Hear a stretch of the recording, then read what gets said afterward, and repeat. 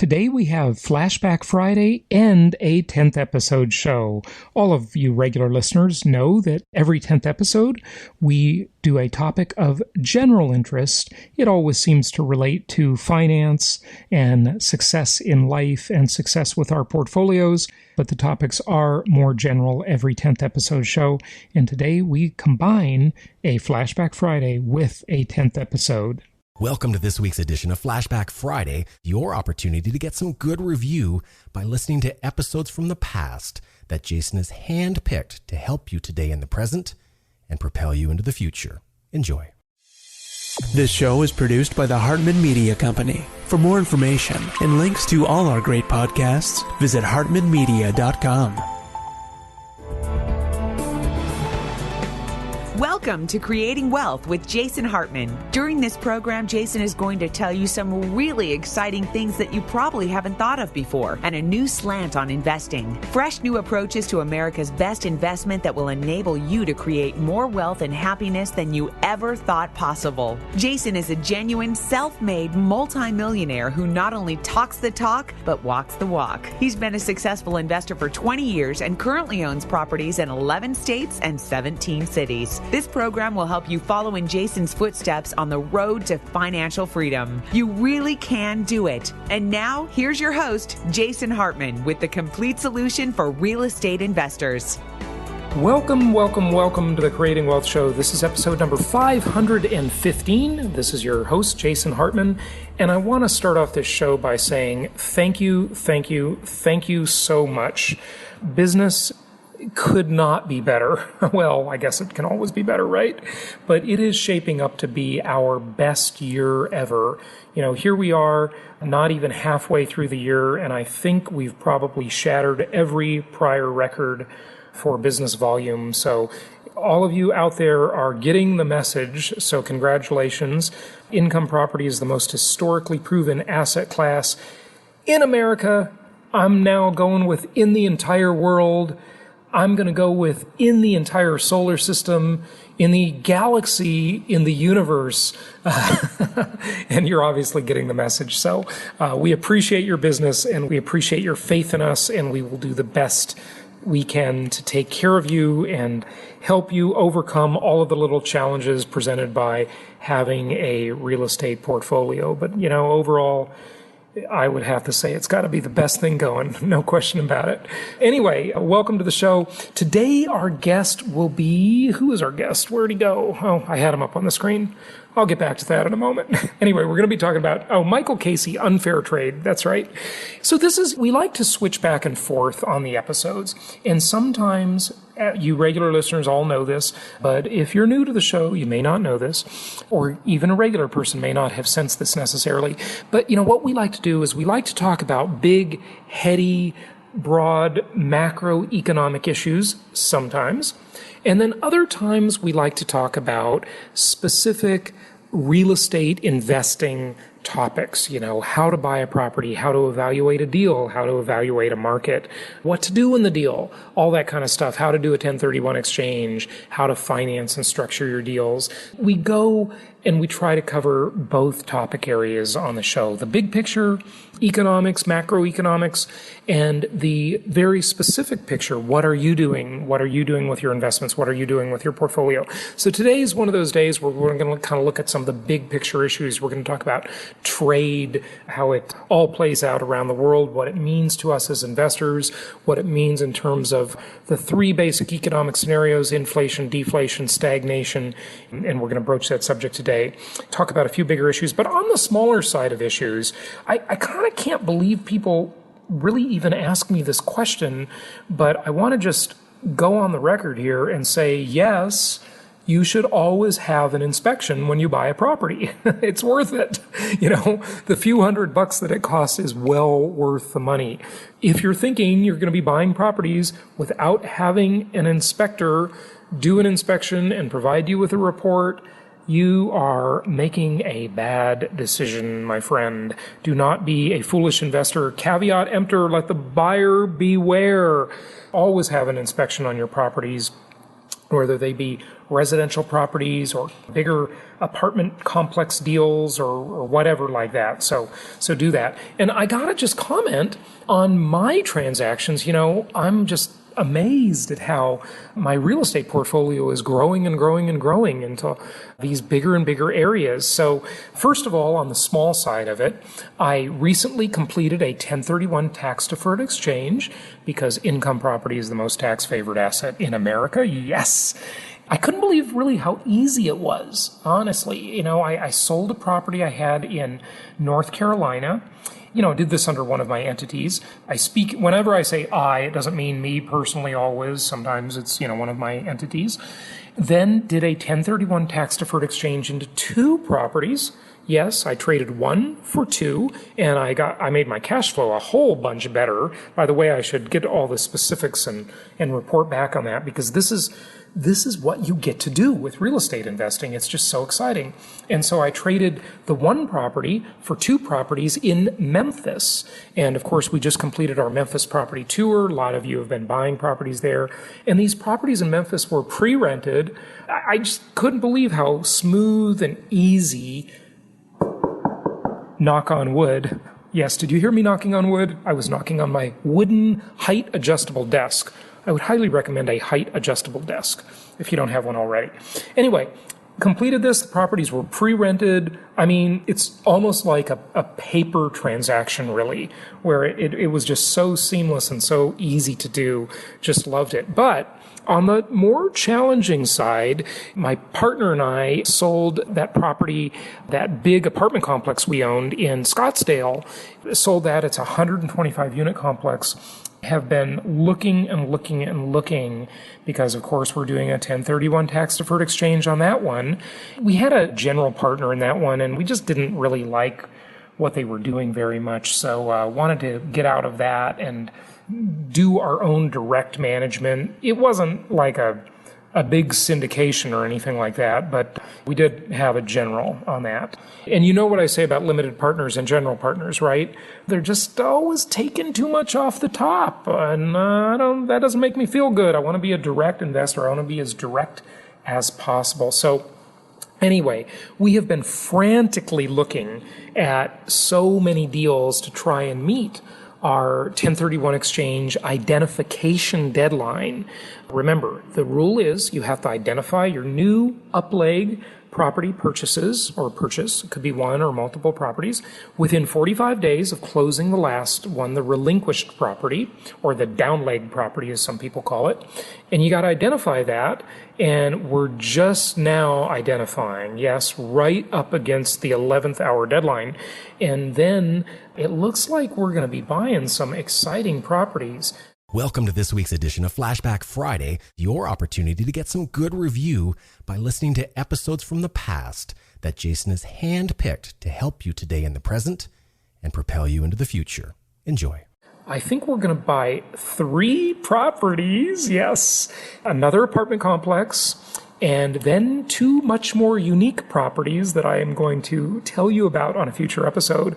I just don't want to jinx anything, and I don't want to give away too much information because, you got to be a little careful with these real estate deals. You talk about them, and I remember a big-time real estate investor friend of mine in Orange County. We used to be members of this cool private club in Orange County called the Pacific Club, kind of a country club without golf, a social club or a city social club type thing. He said to me one day, he said, Jason, it's happened to me too many times. I've been sitting at the table at the Pacific Club. They called it the Pac Club. At the Pac Club, I'd be having a drink or a lunch or dinner with someone, and I'd be talking about a deal, and the guy at the table next to me would overhear that, and he'd go and get that deal for himself and snake it right out from under him. It's a cutthroat world out there sometimes, for sure. But anyway, I'll tell you more about that soon, and I got to tell you, I just love real estate investing. Can you tell? Yes, I bet you can. Okay, enough of my silly enthusiasm here. Okay, couple listener questions before we get to our guest today. Okay, one comes from Steve. Steve asked me, and by the way, folks, thank you so much. Please use the voicemail. I want to play your message on the air.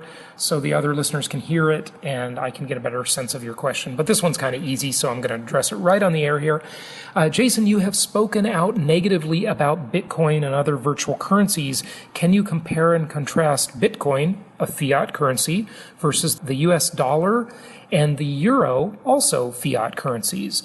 Sure, I've done this many times, Steve, so I'm not going to go into it in detail in the interest of time, but I will simply say this, and if you want to hear all the other stuff I've said about it, just go to jasonhartman.com, and in the upper left of the website, there's a little Google search bar there. Just type Bitcoin or virtual currency or cryptocurrency or cyber currency. Those are all the sort of interchangeable words. But if you go with Bitcoin, I'm sure you'll find all the occurrences in the show transcripts where we've talked about that. And you can read or listen to me talking about it before. Here's the main difference, just to really simply sum up the answer to your question. Bitcoin is an idea. And I think it's a pretty great idea, actually. Okay, so I don't want to completely bash it. But it's an idea that basically has a piece of software code and on a global scale, a very small number of people who believe in it. So it's got some followers, right? The dollar has about 7 billion people who believe in it, and it has the largest military the human race has ever known backing it. So I would hardly call it a fiat currency. The euro has less of those same things I just mentioned about the dollar.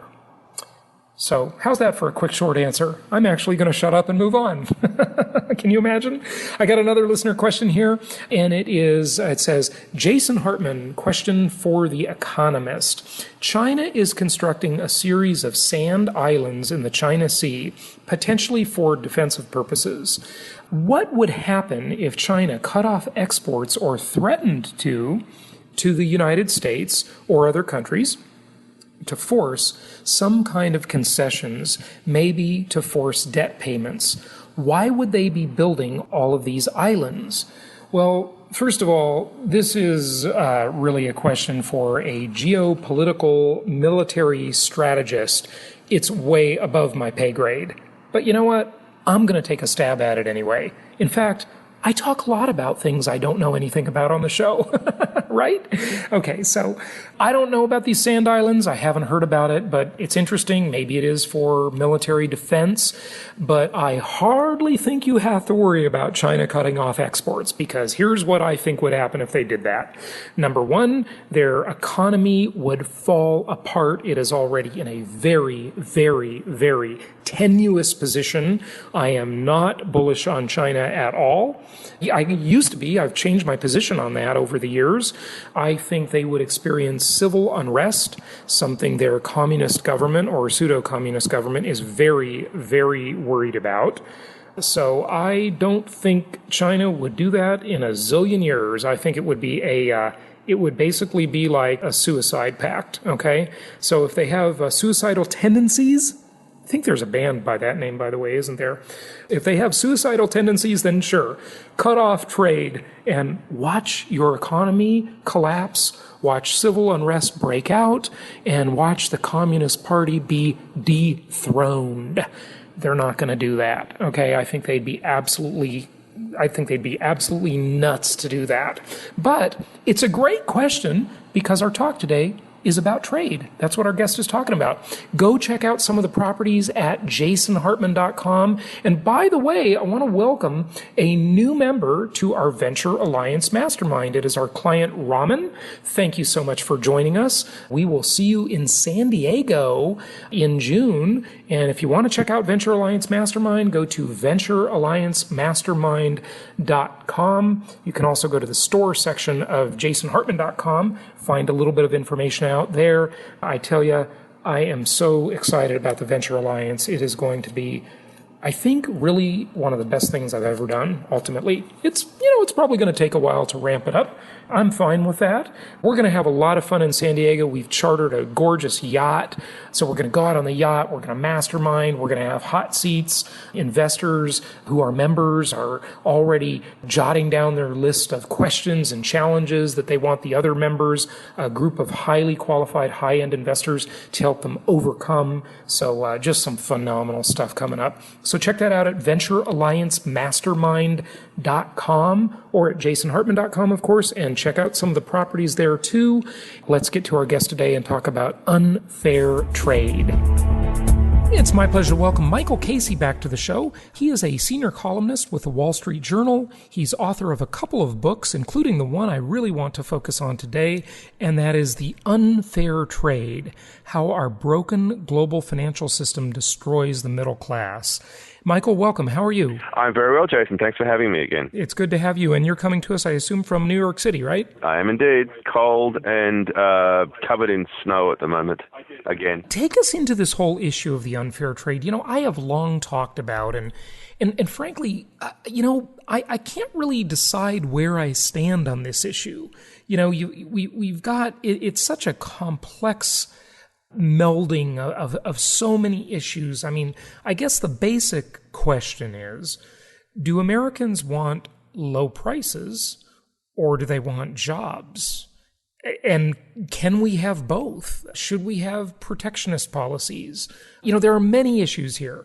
Let's just dive into it, and I'll let you start where you want. Right. Well, I think they're very important questions, and they're very thorny issues. I actually come down on the side of globalization. That might not sound like it if you read the title along the lines of a pure kind of free trade angle. I'm actually in favor of free trade. I'm just trying to point out that the way that it's being designed under a kind of a nation-state-led model that just is not working in the face of the reality of our globalized world is that you end up with very unfair imbalances, and that these imbalances actually led to the crisis that we had back in 2008.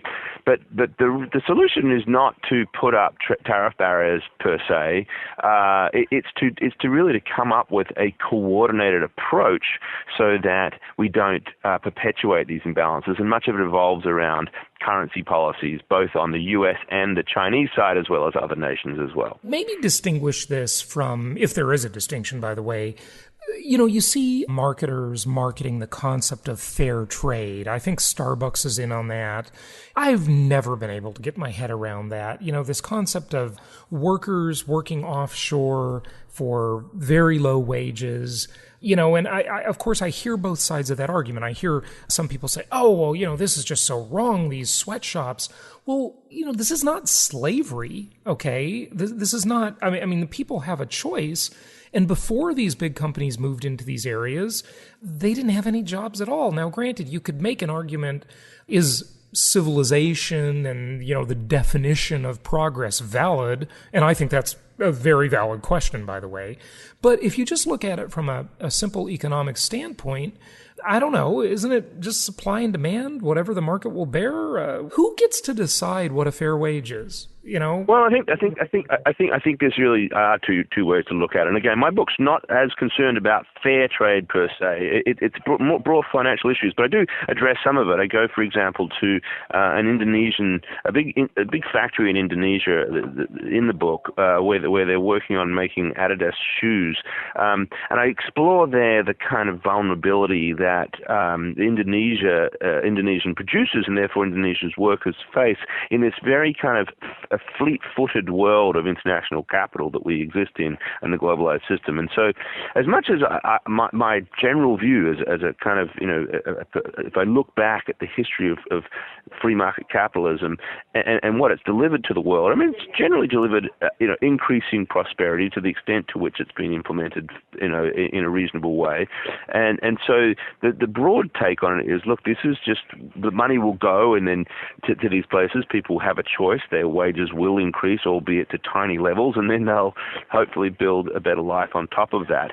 The counterpoint to it, though, is that in a world where there is an imbalance of power, and that's kind of one of the biggest themes of my book, where there's the capacity to move capital from one country to another at a rapid pace, and there's no mechanism for a kind of ensuring that the rules of the game, that the playing field is level, if you will, then unfortunately what you end up with is a kind of a bonded servitude sometimes in these scenarios, because there's nothing that Indonesian workers, in the case I give, can do to lobby for better wages, which is what you would expect is the normal process of improvement. But because that money will go to Vietnam or somewhere, yeah. Right. Maybe what a lot of these places need is they need to have the movement America had many years ago, which is the labor union movement, which is largely invalid today, in my opinion. But there was a time where you really needed these unions. I mean, it was very legit years ago.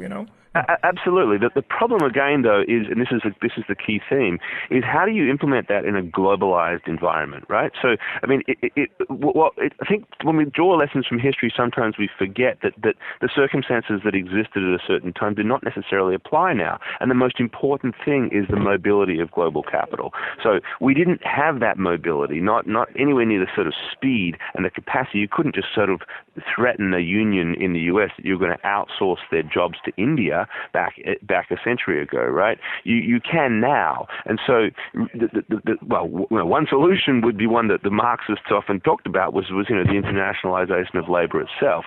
And that's really not particularly viable. We don't have the mechanisms to do that, but we do have this imbalance because we have nation states being the kind of the forum in which these issues get hashed out, when in fact the reality is that capital is global. So you've got to somehow work out a rules of the game where the kind of losses that are incurred, the burdens that are borne are not borne by the little and somehow shared everywhere on an international basis. And that's why in my book I come down to, the really big macro questions about how do we manage our currencies?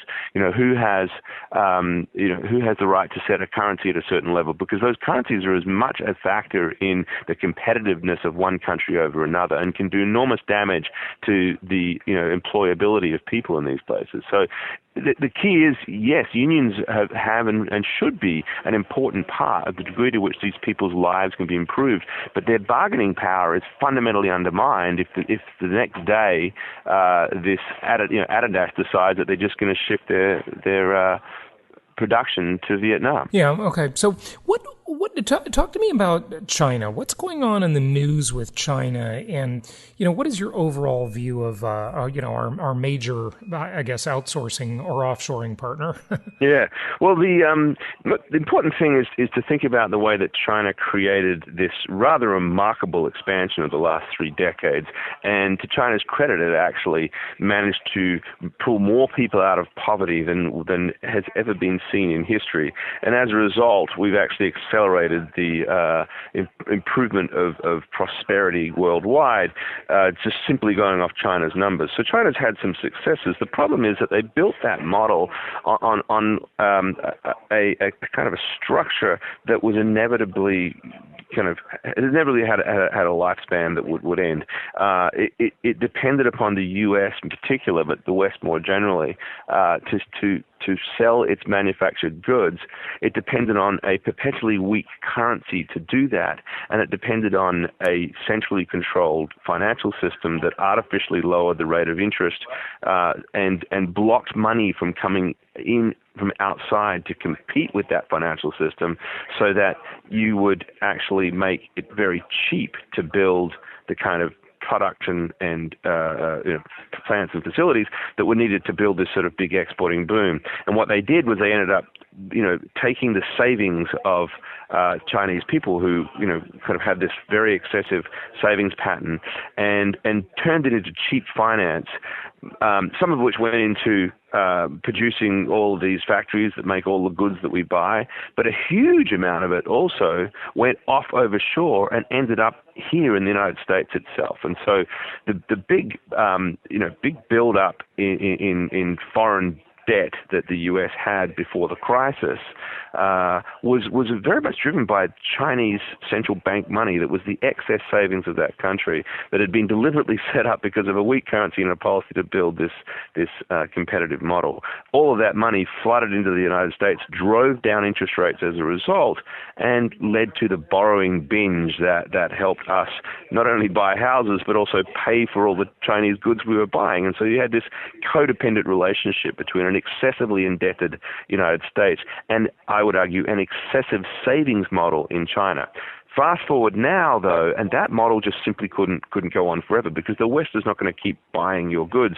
And also because if you're just constantly building all this plant and equipment and not actually sort of building a base of consumer demand, which is what China has failed to do, then ultimately you can't keep on deriving a return on that investment. Hang on, just before you move on, I want to just make sure I ask you about a couple of things. Number one, excessive savings. Isn't that interesting that anyone would think you could save excessively? I mean, that's an interesting comment. Well, it is, but it's also a very naive one to imagine that a country should behave like an individual household. This is one of the fundamental mistakes that people who try to analyze national debt misunderstand. I can't wait to hear this. Go for it. No, but this is a common. Most economists will actually agree with this. It comes from the concept of the paradox of thrift, right? So that what is good for a household, right, to save, to look after your finances, is fundamentally can be fundamentally destructive for a nation because if everybody's saving, there's nobody spending. We know have no growth. So that is really, in a nutshell, in a very simplistic way, China's problem. Great for every individual, great for people to have this nest egg of savings, but as a country, what they've done is to basically defer any kind of consumptive capacity that they need as their own domestic market. So they're dependent on the rest of the world to buy all their goods. That's what savings is. Savings is deferred expenditure, right? So what you're doing, if you still need, but you need income. So if you need income and you can't, and your whole country is not actually spending, somebody else has to do the spending for you. So you rely on the United States. The United States can't do it forever. So you're stuck. You need to build your own spending model. People need to spend. You can't have an economy without spending. And if you excessively save, you are ultimately driving that economy into the ground. So China did a wonderful job of building this infrastructure based upon that savings model, funneling all of that excess savings into building roads to nowhere, buildings to nowhere. All of that was a great source of growth for many, many years, but ultimately you have to pay the piper at some point. And right now they're stuck in that situation because they didn't have the base consumer demand that was needed to perpetuate it for the long term. I mean, look, had China been able to create enough of a middle, there was this crazy talk years ago, and Peter Schiff was sort of the leader of it, and he's been massively wrong, of course. But, talked about the decoupling and how China will just go create their own middle class, decouple from America. They won't need us anymore. We'll have massive inflation because nobody will buy our bonds.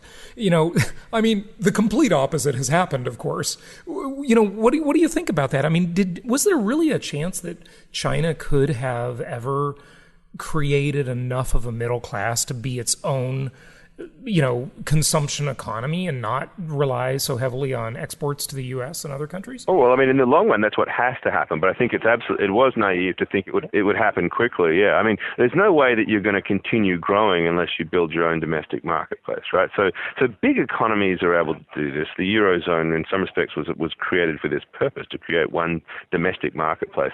But China is...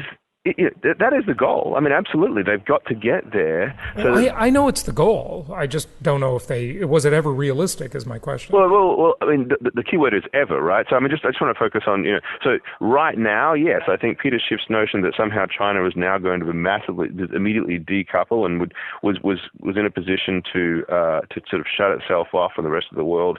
No, that is a very sort of short-sighted view of what could happen, because their entire structure was was dependent upon this sort of manufacturing juggernaut that emerged out of southern China that was entirely an export-driven model. So you can't just turn that off overnight and suddenly hope that you're going to give up on the U.S. expenditure and turn on domestic expenditure. So no. But over time, that's precisely what the whole world needs China to do. We will all be better off if China builds up its own domestic base. Okay, so why will we be better off, though? Well, because they'll also buy our stuff, right? We're not talking about it's not really decoupling. Then it won't be so imbalanced like it is now, the current accounts deficit. Exactly. Yeah. That's exactly right, yeah. So the decoupling is also the wrong word to use in that, but the idea of building a consumer base is correct. What you want is an integrated world where everybody's buying everybody else's stuff, but you also have, strong, robust demand in every part of the world. China had robust growth. It didn't have robust domestic demand, not relative to how much it was pouring into its exports and its infrastructure buildup. What else did you want to say about that? I mean, you believe in free trade. Like I had Pat Buchanan on the show years ago, and he talked about how we should charge for access to our market. We've got the biggest consumer market in the world. We should charge, and that just, to me, that means that's just hieroglyphics for tariffs and protectionism. What is really the solution to this? I mean, all these American jobs being offshored, that can't be good. But heck, low prices at Walmart, that's great. How do we reconcile this? It's a good question. It's a tough one. But again, this is some of the things I tried to address in the book. I actually believe that we need to embrace a multilateral solution to these things, because the question again is not whether or not we should have free trade, but how much the rules of the game should be fair, because ultimately the free market, whether it's in trade or anything, is never free if there are privileges that some sectors of the economy have over the others. You can never obviously achieve complete freedom. It's a myth to think that that's there, because there's always going to be somebody with a privileged position. But to the degree to which these biases have existed, we have problems. Now, what I do in the book is I go all around the world, but for the most part, again, I focus on China and the U.S. And in China, it would be get off the system of manipulating your currency, because that creates massive distortions and right.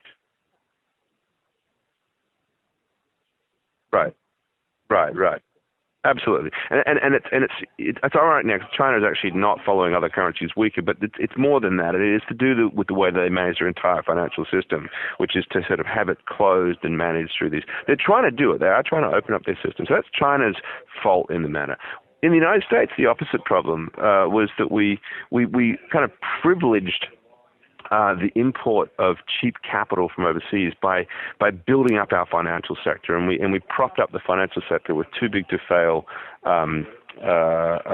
policies, whereby there was an inability to properly charge banks for the cost of that society would have to bear in bailing them out, which allowed them to build out this debt-driven model, and so the kind of the excessive debt of the pre-crisis era, and sometimes I worry that we're going to return to it with the dollar rising as it is now. It was a function of the capacity of Wall Street to absorb all of that debt, precisely because taxpayers were always going to be on the hook for it. So, a lot of talk about too big to fail, of course, and that's a big factor in what happened in the financial crisis. But people don't think quite as much as how that was the corollary of China's flawed model. And between those two, you end up with a very unfair trade. The unfair trade being exporters are excessively privileged in China, and banks are excessively privileged in the United States, and the little guy in the middle gets lost in this. So my argument is, look, try to embrace free trade, create rules of the game that everyone can follow, embrace systems like the WTO, the World Trade Organization, have these bodies properly empowered to ensure that countries abide by these rules, and create multilateral agreements that let everyone do so. A lot of people call that globalist and some sort of new world order stuff, and bring out some conspiracy ideas about it. But ultimately, the reality is we live in a very globalized world when it comes to the fleet-footed nature of capital, and you just have to have rules that are global in nature to deal with that. Otherwise, you're just going to have these imbalances and unfair situations. That's really my view. It's a more sophisticated, but it's certainly a more complex way of thinking about it than just do we or don't we have tariffs. And unfortunately, the debate gets down to that because we have a very domestically focused political structure. What does this all mean to people in the U.S. and other Western countries where, our audience is in 164 countries, but, they're mostly Western countries, Eurozone, U.S., Australia, New Zealand, those kinds of places, Southeast Asia areas. What does it really mean? What does it mean to our real estate market? China's not going to succeed, in my opinion, in creating their middle class because, see, the problem is, even if, and granted, they've said that globalization has lifted about 275 million people around the world out of poverty, and that's awesome, okay? Just China alone has to do a lot more than that to create its own, middle class, whatever everybody decides that means. But, they're certainly very far away from it. And the next thing is, it's like a 1-2 punch. The thing coming up for China is probably some instability and a huge demographic problem that is only 10 or 15 years away. That is not good news for China. And then you look at technology kind of bringing some of these jobs back on shore to the States. Now, granted, maybe they're not actually jobs; they're just jobs fixing and operating robots, but and 3D printers. But certainly, this does not bode well for China, in my opinion. I agree. I think that they again have run and exhausted the kind of easy money model that they had. I don't think it was necessarily flawed to start with, but they probably pushed it too far. And now with all these other things coming on board, not least the demographic challenge you cite, but also I think you're right, the robotics revolution and the technological challenges that they face. Absolutely, China has a really hard job now transitioning from one to the other. It would be all very well if they could do this on a gradual basis, but because of these kind of very powerful structural changes that are happening in the global economy, they can't afford to wait, and that's where it becomes really, really difficult to manage. So absolutely, I think that's a concern. As to what it means for those of us here, though, to the extent to which we've sort of perpetuating that model where we're still, depending on foreign creditors and cheap foreign goods, and propping up banks that are just bigger than they ever were. The risk is, to me, that we go back through another cycle of crises, that we haven't resolved the problems that came with that, came back in 2008. And I would agree with you, by the way. Yeah, I don't know whether it manifests as a housing crisis again. Clearly, there are some parts of the country that are probably going through yet another real estate bubble, but I don't know that there's nothing like the excessive kind of build-up that we saw before the crisis. Will it happen again? Who knows? I mean, the thing is, what we've done is we've depended on this model to kind of generate liquidity and capital flow around the world, and we really doubled down on it. We tried to build, protections, and there was, the Dodd-Frank laws and various other things to try to rein in the power of banks. But for the most part, that'll never work. Well, the first part we're so dependent upon because of the model that we've built. This kind of it's a dependence, like a codependence. We continue to double down on it, and so these banks are bigger than they ever were, and there's nothing to say that at some point we don't end up in another systemic risk problem where we're going to have to bail one of them out. So, and that all just comes back in one way or another, whether it's in your pension fund or your 401k or in some other form of stress to the system where there are job losses and so forth. It's that volatility and that uncertainty that I think is the defining feature of what life in the West is about. These other factors you allude to are also part of that, right? I mean, as you say, there's jobs that are going to technology, and there's not the same replacement that we used to have back in the 20th century. There was, it was a period of great innovation, but it was also a period of great job creation, because even though existing businesses, whether it's the horse and buggy or the book, would be replaced by some other new technology, we would see people moving into those new fields and gaining jobs. Now the sense is that technology is moving so fast that we're not creating the same opportunities on the other side of that equation. So we're certainly laying people off. As much as I wrestle with the fair trade issue, and you've enlightened a lot of it for me, so thank you for doing that, I also wrestle with the robotics issue. I mean, every technology has displaced people, at least temporarily, but then suddenly there's whole new industries created. I mean, we didn't have an IT industry, information technology industry, before we had computers, obviously, right? We didn't have automobile repair people before we had automobiles. So obviously, new jobs are created. But the famous last words of any investor, this time it's different, and those are the famous last words. But maybe this time it really is different. I mean, some of these robotics predictions say that 47, well, gosh, the parallels Mitt Romney, I guess, in his comment, which was probably pretty valid, actually. I'm sorry the media jumped on him for it. But, it says, about 47% of American jobs are really subject to takeover by robotics. I mean, wow. If all the cars are self-driving and the whole huge transportation industry is gone, I mean, what are the truckers and cab drivers going to do? I mean, it's not like they're going to repair self-driving cars or program them. That is the fundamental problem. And even then, the thing that's interesting about that is it's not as if it was easy getting work in new industries or being retrained in the past either. So there's two ways to think about this. One is that what would the truck driver do? Because the truck driver is not necessarily going to be able to, as you say, repair the software behind a self-driving car. But that's always been something of a problem, retraining people for jobs that are nothing like what they were. The bigger or the additional problem now is that not only the people who lose their jobs not finding work, but the kind of newcomers who would then, on an aggregate basis, make sure that everybody we got a job. They're finding that they can't get work. So because there's just not the same need for labor. So we've always had displacement where we had ghost towns and then whole Rust Belt areas that would be disrupted, but those jobs would end up going somewhere else in the country where something innovative happened.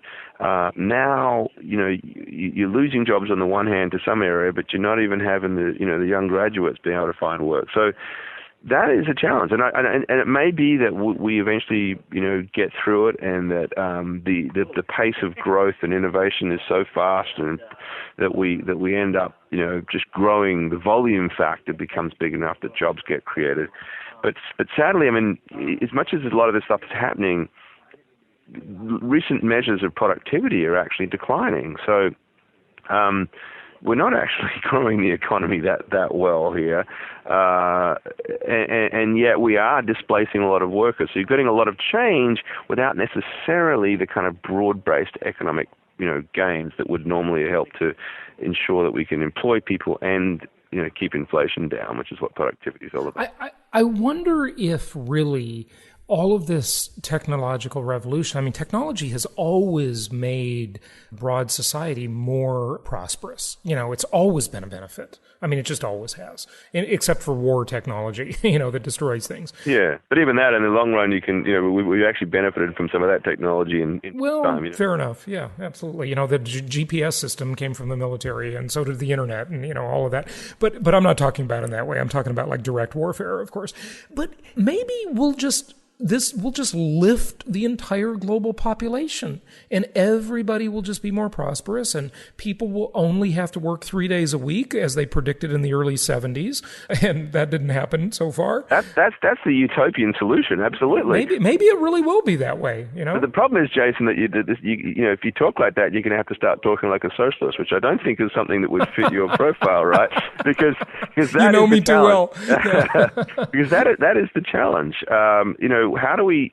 That would be great. I mean, ultimately, that should be the goal of technology. That everybody, human beings in general, get to live life better off. But we don't. We have a model that's built around work. People working longer hours than ever and earning less. So we're not yet. We haven't resolved that. What I think what's going to be very, very interesting is the extent to which this ultimately does displace so many people that they become a political force in their own right. I do think that the political equation starts to change, that we start talking about a welfare state, that we start talking about somehow a safety net for these people, because most of them are just not going to be employable. I mean, not most, but a very large group of people, much larger than ever before, are going to be unemployable in a world that is led by coders, right? So teach your kid how to code. That's what we're hearing from everybody right now, because that's the future. But that's not anybody, our age, I know your age, but our age and above, that's just not a solution. So there's a lot of people who simply won't get work. What do you do with them? You really need to think about this from a perspective of how the spoils of society somehow shared without actually undermining the free market capitalist model that we believe is the most constructive one. So it's about safety nets, it's about retraining, it's about refocusing, but ultimately, it's about sharing, and that is, and finding the right balance between sharing in a way that is constructive and one that we generally think might be destructive if it creates disincentives to productivity. So I think technology may actually allow a more, and I'm probably going to get some hate mail on this one, a more socialist type of environment. It may actually be okay to lean a little bit more to the left. And I can't believe these words are actually coming out of my mouth because I'm such a libertarian. But, because technology, it just, I don't know, it changes the game in so many ways. I mean, look at the sharing economy. I was in San Diego a few weeks ago, and it's like my whole day was involved in the sharing economy. I signed up for Cars to Go, where I could just jump in a car I see on a street corner or find with my iPhone app. I use the community bicycle. I took Uber and Lyft, and I thought, this is great. I mean, it really does work, and technology does enable this stuff pretty well, Right, it does. Yeah, but I think the other question is is what happens to, you could use, I think prices do come down in that environment, which is great as well. So that's the kind of the balancing thing here. Incomes go down, work opportunities go down, but so do prices, and hopefully that thing balances itself out. But unfortunately, I don't think it does very well. So the bigger question is, what happens to the political force that is potentially an ever-growing number of disenfranchised workers? Do they end up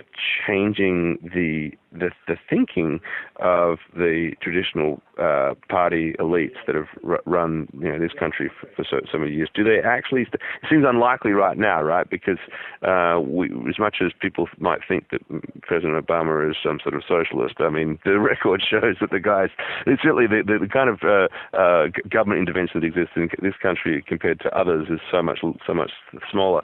So, but the thing is, well, but I think they're commenting on the direction it's moving, right? I mean, right, but not because of but although I don't think that even then the direction has moved very far, to be honest. I come from Australia, where we have universal healthcare, and everybody thinks that's just a normal great thing to have. It certainly worked fine for me, and so the idea that Obamacare is anywhere close to that is ridiculous. So anyway, but the problem with the healthcare thing, and we don't need to get off on a big tangent, but I just want to make a comment. But the problem with the healthcare thing is we already have socialized healthcare by default. And, because you have to care for people. Doctors and hospitals cannot turn people down. That would be like saying, okay, we don't have a national food program, but any restaurant you walk into, if you say you're hungry, they have to feed you.